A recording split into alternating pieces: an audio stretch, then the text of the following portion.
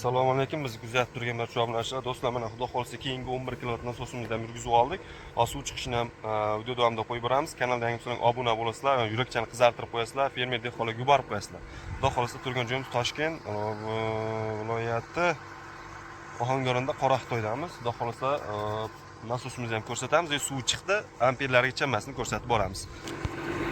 Nasosimiz o'rnatib bo'lgan, klapanlar bilan tayyor. Bu tomonda elektr shitlarimiz hammasi zakonniy.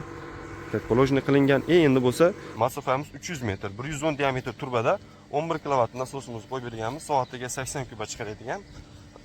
Xo'p, davlinasini, bosimini ko'rasizlar. Mana bu tomonga ham qo'ygan nasoslarimiz hammasini bilasizlar. O'tgan safar ham videosini qo'ygandim, qisqa bo'lsa ham. Lekin suv chiqardik. Mana suv chiqishini ham ko'rsatib o'tamiz hozir.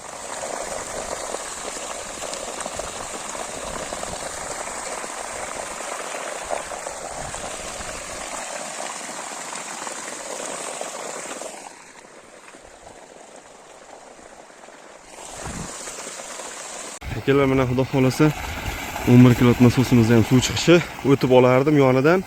Bunday qilib, lekin men suv bosib ketgani hisobiga o'chish imkoniyati bo'lmayapti. Ko'rib turibsizlar. Mana misol uchun podiyomga, masofaga qanchaga tashlayapti примерно o'sha yerda?